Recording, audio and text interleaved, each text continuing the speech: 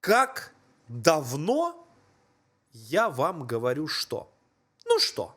Ну что? Я вам говорю то, что НЛО существует. Вы, конечно, можете мне сейчас говорить, да нет, это все пожилая мистификация и так далее, и тому подобное, но они существуют. Потому что они есть. И у меня был контакт. Вот так. Не ожидали? А это официальное заявление, что сегодня у меня произошел контакт.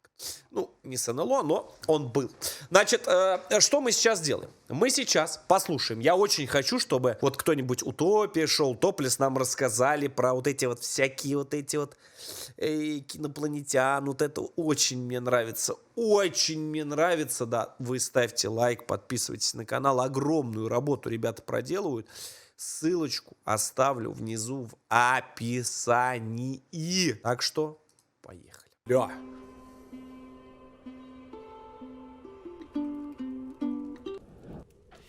Я прочитал в газете, как бабочка родилась. Трунь. Эдуард Суровый. Поехали. Нет науки древнее, чем что? Тем что? Астрономия. Правильно, чем астрономия. О! У людей могло не быть языка, письменности, могло не быть инструментов, но у них над головами всегда были звезды. Ежедневное То представление. есть научно доказано вот сейчас со слов Топлеса, что всегда, Стасик, люди поднимали голову наверх. А это говорит о чем? Правильно. Что всегда люди X. На которые у них были билеты на лучшие места. Сегодня большинству землян сложно наблюдать за звездами из-за светового загрязнения в городах. В поисках чистой картинки мы при чем здесь вынуждены Питер поднимать вообще? тяжелые инструменты в горы или на орбиту, но благодаря этому мы и смотреть теперь можем дальше. В отличие от предков, мы Что это за видим очко? множество чужих звездных систем и даже способны замечать планеты вокруг них, которые на расстоянии световых лет видятся просто как мимолетные тени на фоне размытых точек. Сейчас где-то там, в созвездии Гидры, мерцает звезда, которую черная дыра раскрутила и выбросила из нашей галактики. Со скоростью 2 миллиона километров в час. Бедняжка просто лишилась дома. Самая быстрая звезда. Ну, назовите ее Бугатти или Сапсан. Но нет. Вот как ее назвали. Да, похоже на артикул моих трусов. Или вот тройная звезда, окруженная сияющим газовым диском. Руки так и чешутся назвать ее престолом по имени вот этого библейского ангела. Одно лицо ведь, но снова нет. Звезде дали скучное название GW Orionis. То же самое и с планетами. Представьте гигантский алмаз, растянутый притяжением еще в форму яйца. Назовите ее Фаберже. Но нет, у астрономов хватило фантазии лишь на это. Дело в том, что Алмаз? название космических объектов стало вопросом не фантазии, а бюрократии. Одних только экзопланет мы нашли больше 5000 штук. А сколько там звезд? Их в наших каталогах больше миллиарда. И это только те, которых мы успели описать. И красивых и поэтичных Миллиарды. названий на всех просто не хватит. Но раньше, глядя на небесное светило, люди в их имена вкладывали гораздо больший смысл. Да, чем просто номер в справочнике. Одна и та же группа звезд в форме W у греков складывалась в царицу Кассиопею, в Китае в величайшего гонщика на колесницах Ван Линя, а у викингов в рогатую белку, которая лезет по мировому дереву Игдрасиль. Короче, кому что ближе. Гренландские инуиты вообще видели здесь Отставить тюленью гонки шкуру, в чате. наполненную маслом, а аборигены Маршалловых островов хвост морской свиньи. Не этой, а вот этой. Посмотрев, какие имена народ дает звездам и другим космическим объектам, мы можем многое узнать о его культуре, мышлении и вере. Сегодня я не буду говорить о звездах, как о больших раскаленных шарах из плазмы. Сегодня впервые не мы будем говорить о космосе, а позволим космосу рассказать о нас. Ай, ну давай. Ночное небо. Очень, Как я вам сразу говорю, очень интересная для меня тема. Я обожаю всякие вот эти вот звезды, там всякие вот эти вот созвездия, там вот это вот, как она называется, вот эти всякие там галактики, Млечные пути, я все это знаю, метеориты, вот это вот астероиды, там вот это я, блядь, да. Темное зеркало Черное зеркало. отражает все, что происходит внизу. Давайте заглянем в него.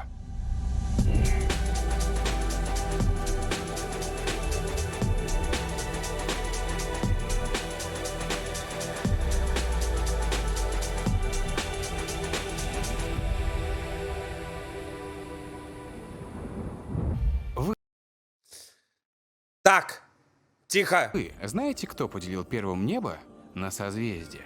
Греки? Или, может быть, египтяне?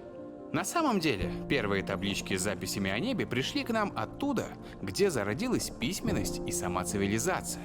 Не верю.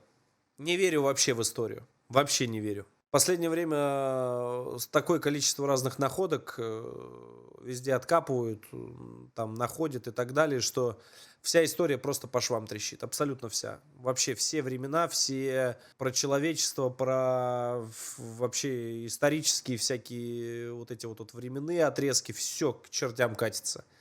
Я уверен, что вся история переписана. Я не знаю, хотите считайте меня шизиком, но прям вот уверен на 1,000,000%. То, что стопудово на вот этом вот это вся наша вот это круглая, да, вот это или плоская, там кто во что верит. Я скажу одно, то, что 100% жила здесь цивилизация, очень развитая, и не одна она жила. Потому что такое количество артефактов, которые находят, люди даже понять не могут их предназначение.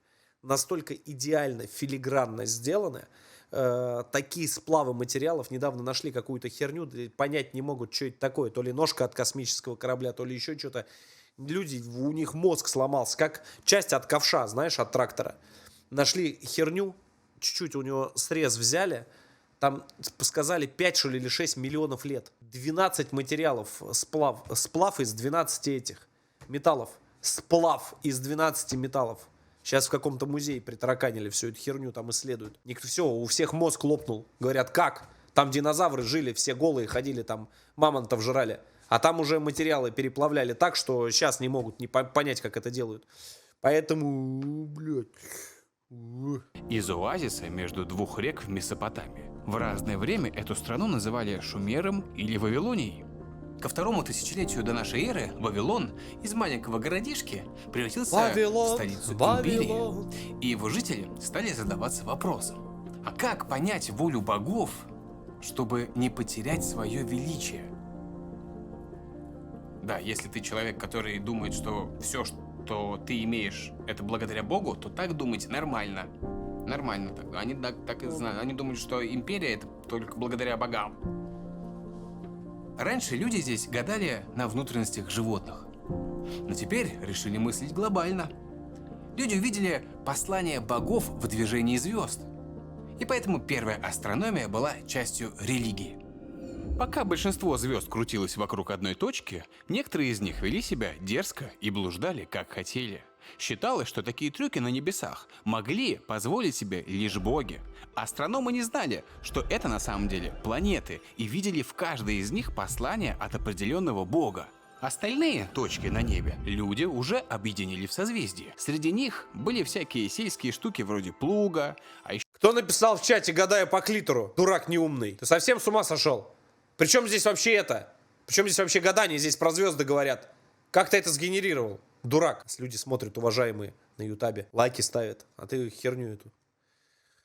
Еще мошенник, орел и мертвец, бешеный пес был, но почему-то с головой Я человек, вас такому не учил. созвездие деда, и даже добрые демоны были, отгоняющие зло. Но были там и знакомые нам созвездия. Лев, Скорпион, Близнецы, Весы.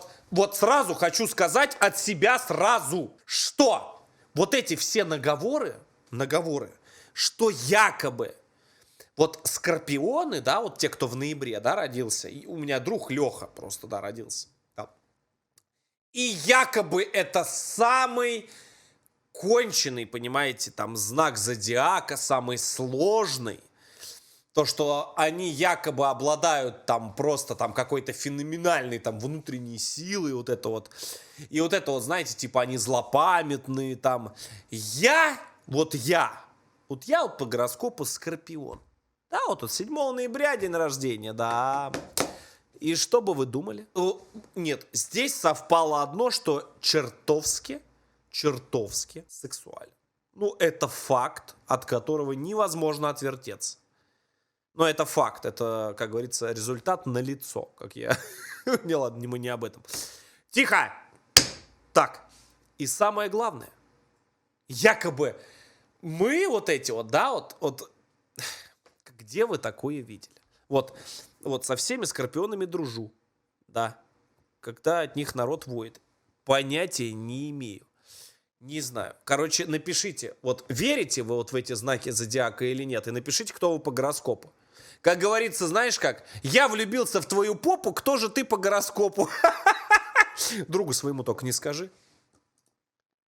Морской козел, который позже станет козерогом. Да, все верно. В Месопотамии придумали зодиак. Так называют круг из созвездий, перед которым Солнце проходит за год, а Луна за месяц, если смотреть с Земли. Кстати, на той же карте было самое древнее созвездие, придуманное человеком, задолго до постройки Вавилона. Поставьте на паузу и проверьте свою интуицию. Какое здесь самое древнее созвездие? Да хер его знает. В древнем Вавилоне было наплевать. Подожди! Сейчас подожди, что Топлес зря старался. Самое древнее созвездие. Ну, какие-нибудь вот эти всякие... Ну, хотя нет. Да, блядь, они все непонятно выглядят. Хер его знает.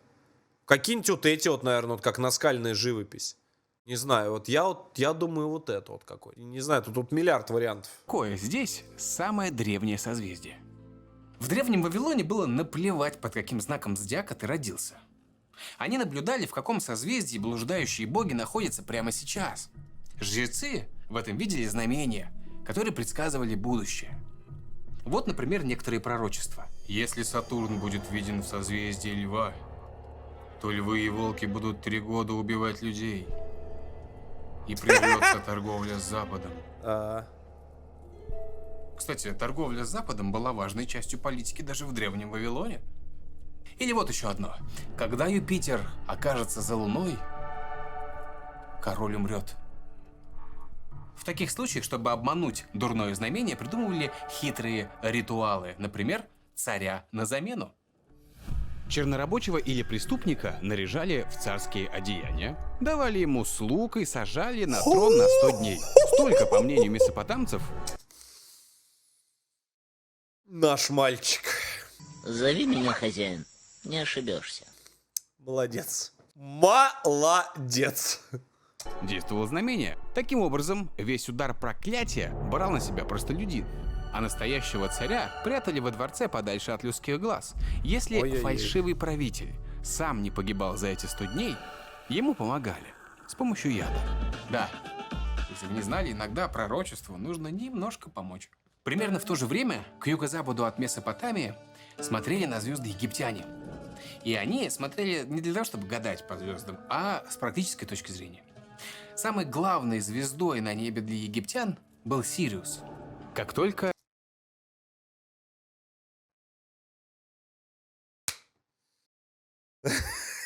Ну ты ждешь до этого?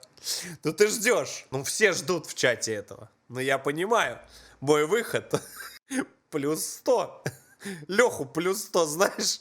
Вот только что Топлес совершенно случайно сказал, что... Как? Прошу прощения, что... самой главной звездой на небе для Самой главной звездой на небе. египтян был Сириус. Вы слышите, что даже египтяне играли на Сирусе X4 в World of Warcraft? Представляешь? Не египтяне! Самый главный сервер, неофициальный вот этот вот, где даже ты не зайдешь, не оплатишь ничего, а Алгалон звезда называлась, да. И вот, значит, туда заходили все египтяне и играли, представляешь, в ММО-РПГ World of Warcraft. И ты знаешь, все играли, развивались. Да, и ты, кстати, тоже развивайся по ссылочке внизу в описании, да. Заходи на Сирус, качай игру, поддержи любимого стримера. Алгалон X4 за Орду. Это не реклама. Это просто гениальный маркетинговый ход и не более того. Ну, гений, гений. Как только Сириус начинал появляться в небе перед рассветом, То есть играли с самого утра на серваке, понимаешь? С самого утра рубились уже. Рейды там, подземелья. египтяне понимали, что скоро Нил выйдет из берегов. После разлива сухая бесплодная земля превращалась в цветущую долину. Поэтому с восхода Сириуса отсчитывали начало года. Все остальное звездное небо нашинковали на 36 равных долек. Когда созвездия из каждой дольки впервые в году Чем 36? показывались над горизонтом, у египтян начиналась новая 10-дневная неделя, каждую из которых Ссылочку в описании. Стасон, надо вместе сделать. Я ничего там не понимаю. Я сейчас там натыкаю. И там надо, ну, все-таки партнер там. ВК, да, там всякие смайлики, может быть, кто-то у вас делает там, или, может быть, кого-нибудь порекомендуешь, там, да, там всякие смайлики для канала, там, для платных подписчиков, там, ну, да. оберегало свое божество. Так они создали календарь. 36 долек по 10 дней плюс 5 запасных. 365. Совсем как у нас. И египтяне были первой цивилизацией, которая сделала календарь с таким количеством дней. Но зачем им понадобились 5 запасных дней? Чтобы рожать. Млечный путь египтяне представляли в виде обнаженного тела богини Нут. Каждый вечер она проглатывала бога солнца Ра, чтобы на следующее утро родить его вновь. Так объясняли смену дня и ночи. Да, все очень логично, когда ты древний египтянин. А где, вы спросите, остальные 5 дней? А в лишние 5 дней Нут рожала еще 5 божеств. Осириса, Нефтииду, Сета, Исиду и Гора. По одному в день. Вот все и сошлось. Понимаете, египтяне подогнали мифологию под небесную механику. Сами звезды у египтян обычно складывали в животных не потому, что они любили зверушек, а потому что звериной внешностью они награждали своих богов. Богам подбирали голову такого животного, чтобы было гармонично по профессии и подходило по характеру. Бычьей ноги. Оно было у египтян вместо ковша медведицы, потому что, ну, какие медведи в Египте? Сами подумайте. Довольно оригинально, кстати. Я, смотря на большую медведицу, никогда бычью ногу не... Поехали, говорит, брат, записывай. Значит так, беременный бегемот. У него на спине крокодил опирается на ногу, блядь, быка. Представляешь, говорит, созвездие такое. Не видел. Но вся эта уникальность стала стираться с приходом величайшего завоевателя Александра Македонского. Величайшего? Он, увеличивая свою империю, завоевывая земли, заставлял уникальные культуры смешиваться друг с другом, превращая их во что-то стандартное.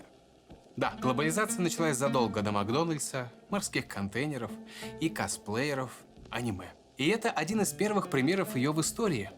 Звездные карты из Месопотамии и Египта слились воедино с греческими.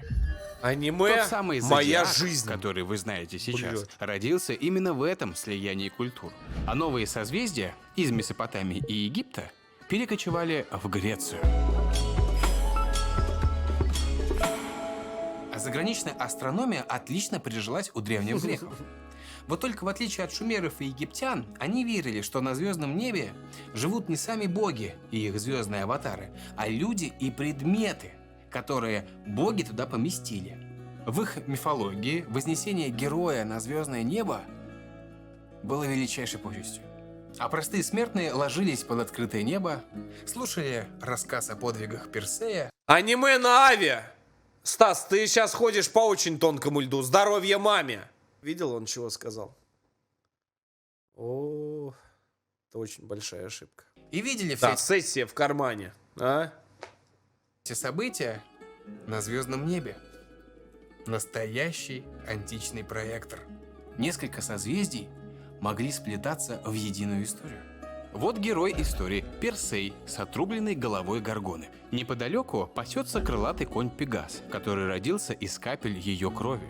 Между ними прикована к скале возлюбленная Персея Андромеда, которую хотели отдать чудищу собственные родители. А вот и они, Цефея и Кассиопея. Неловко им было, наверное, стоять Охренеть. тут все это время. Ну и само чудище с безобидным именем Кит. от которого Персей спас Андромеду.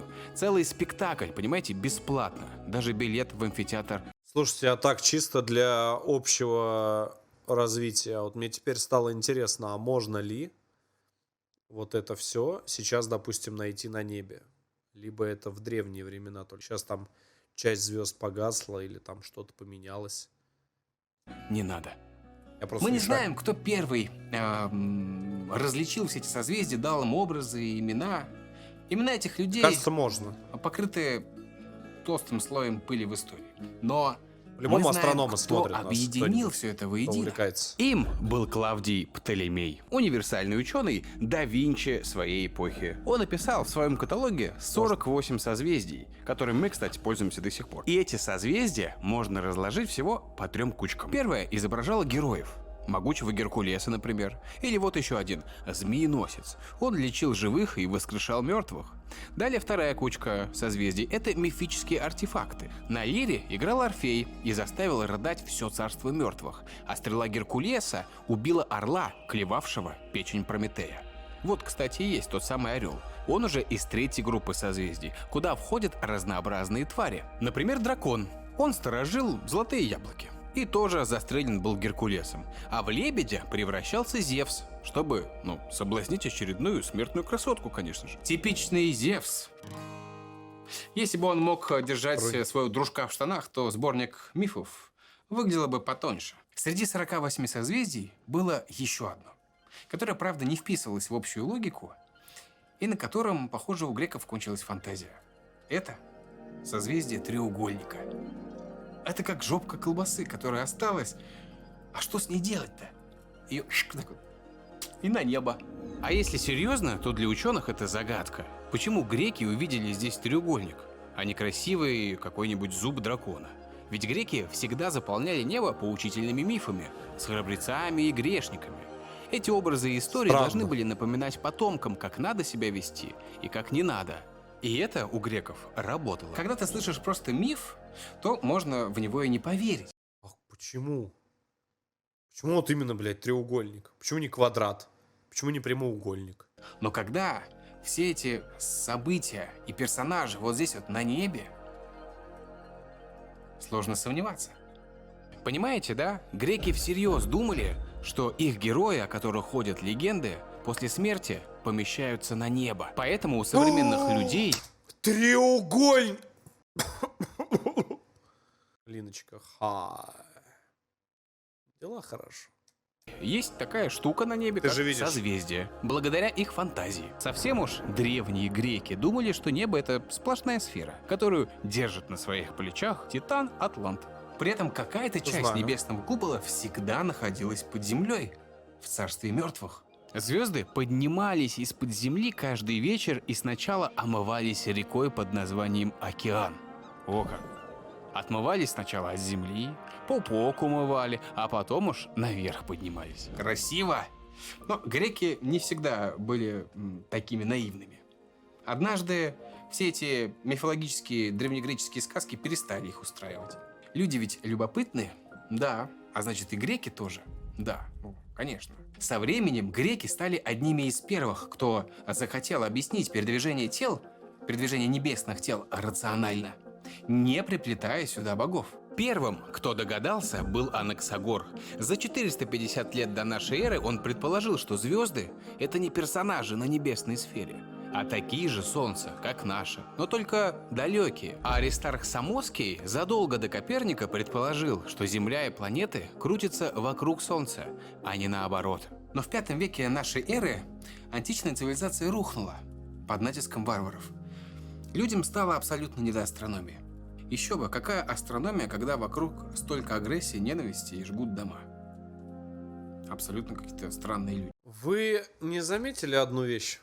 Сейчас я загружусь вообще по полной программе. Вы не заметили одну хрень? Я себя просто поймал на мысли, что подтверждение вот этой моей шутки, да, сказанной в самый начальный стрим, я считаю то, что была, да, какая-то древняя, там, сверхразвитая, да, цивилизация. Потом бам, она пропала. Потом бам, люди начинают развиваться, опять начинается какая-то херня. Потом раз, вот цивилизация, она развивается, все, она вот до чего-то доходит, она опять. Какое-то круговое это. Очень интересная вещь. Варвары. Далее, в средние века, совсем другие народы подхватили знания греков. Так настала эпоха восточных астрономов. Но что видели в небе они? Арабская ночь. Арабские О, астрономы поехали. перевели звездный каталог Птолемея на свой язык, сделав ему ребрендинг. И под новым названием «Альмагест» эта книга разлеталась по всем странам на великий. Каждый раз вот эта история переписывалась. Каждый божий раз она переписывалась, переводилась с языка на язык, и непонятно вообще, что там черт ногу сломит, как что до нас дошло. Каждый там 150 раз она переписывалась. Понимаешь? И вот как верить в нынешнюю историю? Тем более, когда столько, я говорю, всего фактов допускают.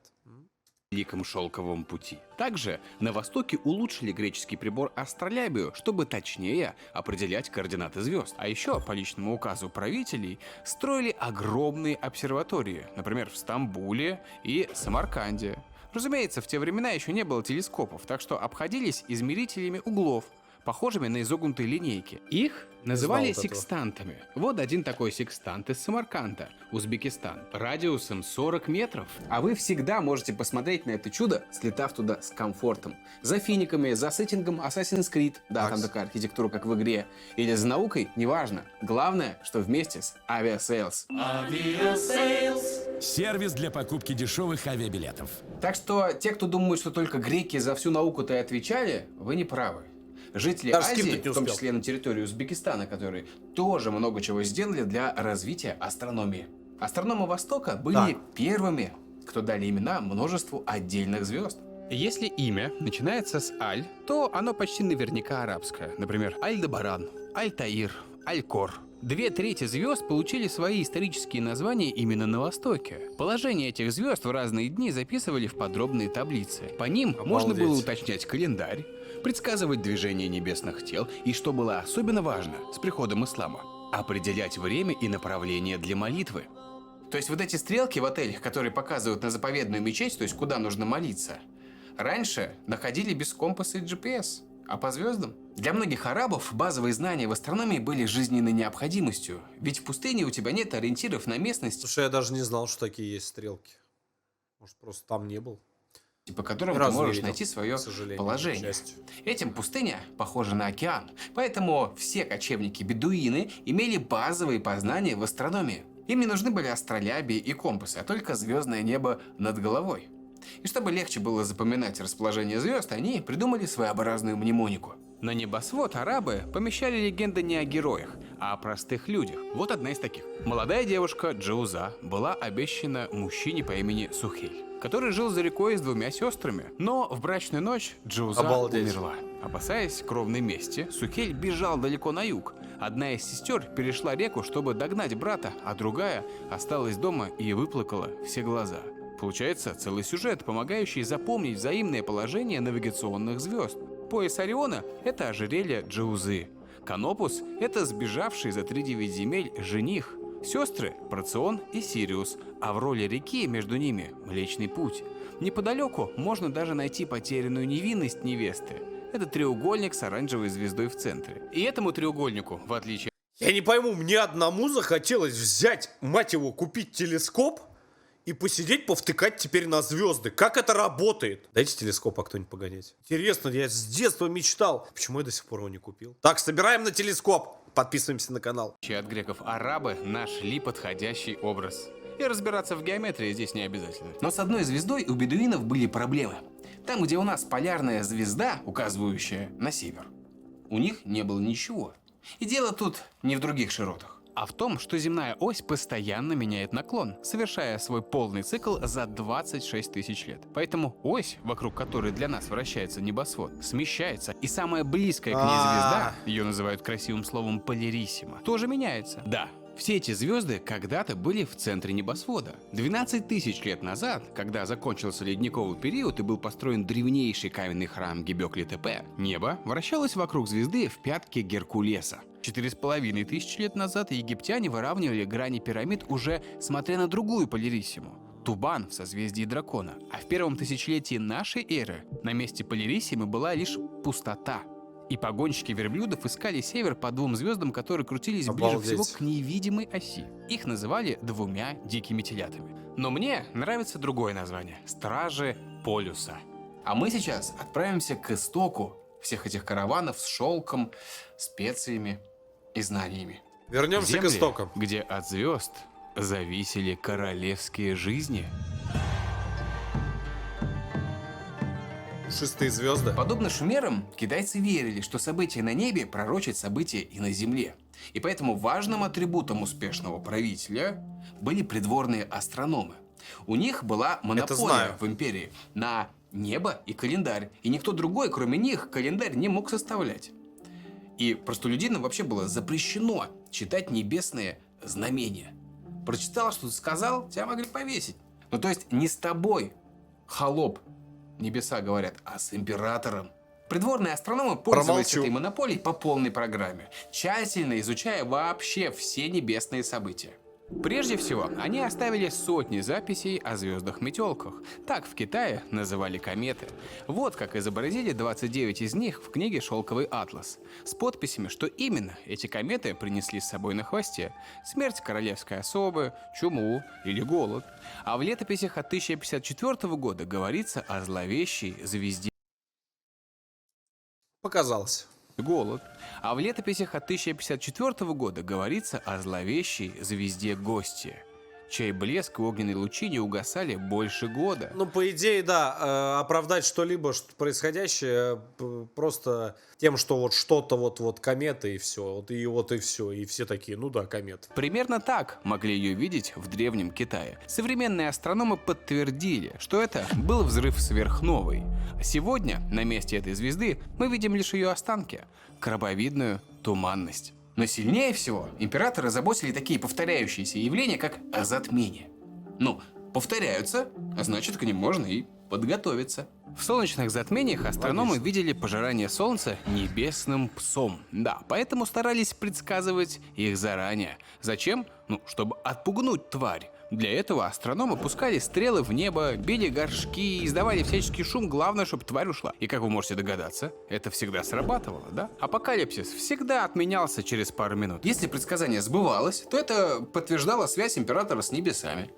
А ошибки, наоборот, давали политическим соперникам сигналы, что власть ослабла и можно совершать переворот. В 2136 году до нашей эры солнечное затмение случилось неожиданно для императора. Астрономы Си и Хи не смогли его предугадать. Наказание для астрономов в таких случаях только одно – казнь. Ведь репутация власти рушилась, а император становился в глазах людей не таким уж и божественным. В подтверждении божественного происхождения власти самого императора помещали прямо в центр звездной карты. Ведь все вращается вокруг императора, в том числе и небеса. Самыми важными были вот эти 28 созвездий. Смотрите, какие поэтичные названия: пустота, сердце, рост, опасность. Все они образуют лунный зодиак. По созвездию, перед которым проходила Луна в определенный день месяца, китайцы подбирали удачное время для свадеб, погребения или полива растений, а все вместе они сливались в фигуры 4 животных: черную черепаху, синего дракона, красную птицу и белого тигра. Это Ребята, 4 птицы на главных полкарты. существа в китайской мифологии. И они управляют всем: 4 сторонами света, 4 временами года, 4 стихиями. В наши дни по этому лунному зодиаку составляют ежегодный альманах, по которому живут и строят планы миллионы китайцев прямо сейчас. Вот благоприятные часы дня. Это счастливые звезды. А в углу знаки зодиака, которые конфликтуют между собой. Лучше с ними не встречаться сегодня. Все уже рассчитано за китайцев в этом альманахе. Так что в Китае старые созвездия не умерли. Они по-прежнему управляют жизнью людей, но уже не императоров, а обычных простых смертных. Итак, мы с вами открыли главные истоки астрономии в Евразии. Сильно. У шумеров, у греков, у арабов, у китайцев тоже. Но здесь возникает вопрос: а что же видели в небе предки большинства наших зрителей? Славяне. Ну, давай послушаем. Здесь нужно признать, славяне не были великими астрономами. Им не приходилось плавать или кочевать, ориентируясь по звездам. Они были оседлые Пахали себе поля, ухаживали за скотом. Вот такая жизнь. Но после тяжелого дня, лежа под открытым небом, они не могли не любоваться красотой звезд. И самым ярким из них они давали имена. То, что мы называем большим ковшом, для них было возом, конем горбатым с телегой или санными звездами. Это от слова «сани». Да, если что. Скопление плеяд, которые видятся кучкой из 6 или 7 ярких звезд, на Руси называли попросту бабами, видя в них женщин, которые собрались посплетничать. Также в ходу были варианты гнездо с яйцами или курица с цыплятами, а полярную звезду окрестили осью или приколом, потому что небо приколото на нее будто на гвоздь. И даже маткой называли, ведь другие звезды суетятся вокруг полярной звезды, как пчелы возле матки. Думаю, вы заметили, что все эти образы имели отношение к крестьянскому быту. Для народа имели значение лишь те звезды, которые помогали им в хозяйстве, были полезны. Например, определяли их время. Самый яркий пример – это пояс Ориона. Для других народов это была частью могучей фигуры охотника. Это пояс охотника был. Но наши ребята видели в нем 3 отдельных персонажей и называли их косарями. Но почему? К утру Орион поднимался из-за горизонта, и звезды на его поясе становились видны в низких окошках крестьянских хат. Для крестьян это был сигнал бежать косить траву по утренней росе до рассвета, чтобы коса легко скользила по траве, и человек меньше уставал. Отсюда и название «косари». Это отлично показывает отношение славян к звездам. Они не считали их богами, даже не богатыря. Будильник, Это короче. просто для них был будильник. И все. Славяне даже созвездия не придумывали. Да, большой ковш и косари – это не созвездия. Их правильней называть астеризмами. Астеризмы – это такие старые предки созвездий. Это когда у народа не хватает еще мифов и тяги к астрономии, чтобы заполнить все небо осмысленными образами и историями. Вместо этого они дают имена лишь самым ярким, полезным, и просто кучкам каких-то звезд, и все. Выборочно. Это, кстати, объясняет ваше недоумение и мое в том числе, почему большая медведица не похожа на медведя. А на ковш похожа. Ковш – это всего лишь зад медведицы вместе с хвостом, а полный контур животного состоит из 19 звезд. Итак, давайте закрепим. Большая медведица – это созвездие, а ковш – это астеризм. И нам сейчас интересно именно это явление. Астеризмы. Они настолько старые, что вы даже представить себе не можете. Их легко разглядеть и скопировать, и люди стали их изображать сразу после того, как научились рисовать. Потому что их очень легко разглядеть, ну и прочитать. Ковш, да это ж ковш. Помните, в фильме «Прометей» все древние цивилизации рисовали одни и те же узоры звезд? У них есть реальный прототип. И в реальности такими звездами оказались уже знакомые вам Плеяды. С 1953 года они, например, украшают логотип Subaru. Ну а раньше Плеяды чеканили на римских монетах динариев в 74 году до нашей эры. Высекали на камне над головой месопотамского царя. Это 670 год до нашей эры. А еще на 1000 лет раньше отливали в Германии на небесном диске. Но что самое удивительное, по версии ученых, Плеяды изображены в пещере на наскальном рисунке возрастом 15 тысяч лет. И самое древнее созвездие изображено рядом с этим рисунком, в той же пещере. Помните, в начале выпуска я предлагал вам угадать его? Если вы выбрали созвездие Тельца, интуиция вас не Блин, подвела. я был Считается, близок! что именно оно изображено во французской пещере Ласко. Люди эпохи Палеолита могли увидеть сходство звездного узора с рогами бизонов, которые их окружали. Точки на морде Тельца очень напоминают звездные скопления Геады, а над бычьей шеей как раз Плеяды. То есть это самая древняя звездная карта.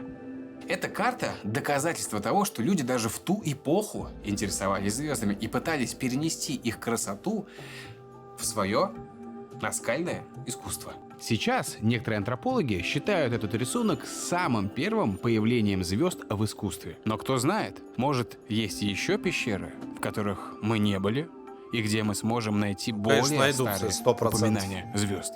Но как отыскать самое старое упоминание о звездах? Для этого нужно смотреть не на наскальные рисунки, а обратиться к фольклору, который передавался из поколения в поколение. И если у всех Логично, народов наверное. будет один общий звездный миф, он и будет самым старым.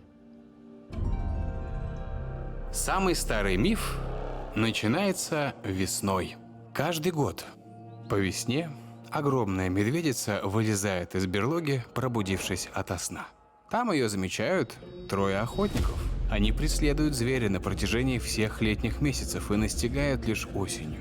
Готовясь отбиваться, медведица в ярости встает на задние лапы, но ее тут же пронзает стрела.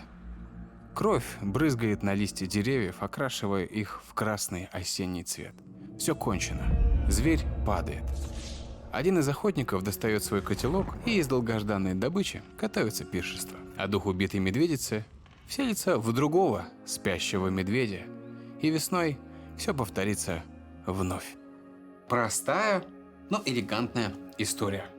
Примерно так древние люди из разных концов планеты рассказывали о созвездии Большой Медведицы. Они заметили, что в течение года положение ковша меняется. Он то на дыбы встает, то переворачивается. На самом деле тут виновато вращение Земли, но люди объяснили это через сказание. Зверь – это сам ковш, а троица охотников – звезды на его ручке.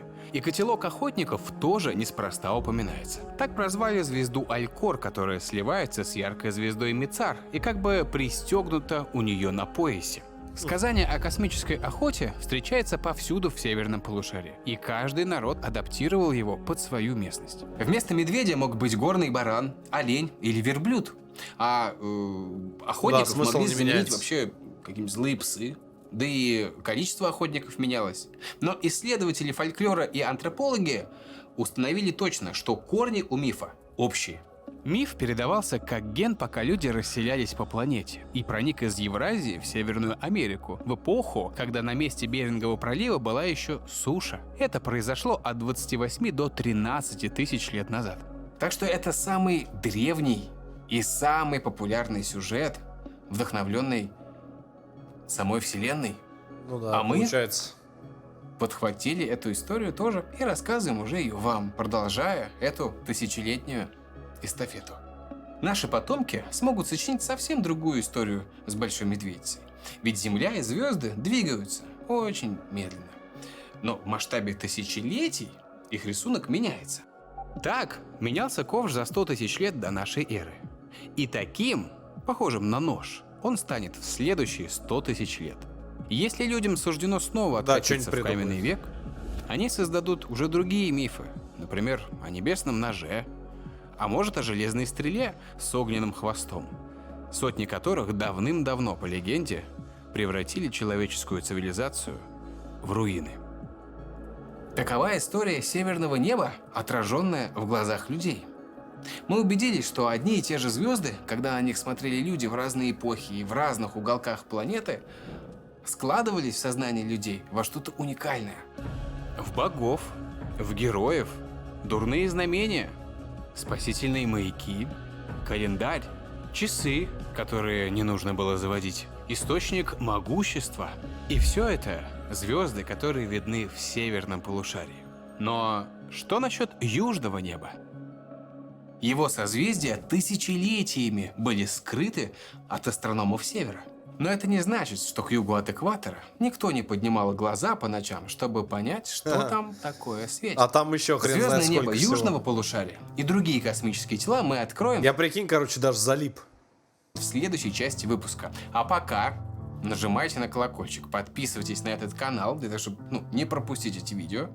И, как обычно, буду рад вас видеть в моих соцсетях. И в Телеграме. Мы там, кстати, пока нас нет на Ютубе, почти каждый день. Да. И там же дополнительный материал по поводу. Да, Топлесу огромное спасибо за такой крутой и познавательный ролик. Буду ждать. Интересно, мне вот про Субару вообще я прям удивлен. Очень круто, что разрабы, да, вдохновились все-таки звездным небом. Не знал, буду знать. Ну, встретимся в следующих видеороликах. Ну, а ссылочку на Топлеса оставил как внизу. Увидимся, ребят, в следующих роликах, а ссылочку на Топлеса оставил, как всегда, внизу в описании. Подписывайтесь, ставьте лайк, передавайте от меня привет. Удачи всем, берегите себя.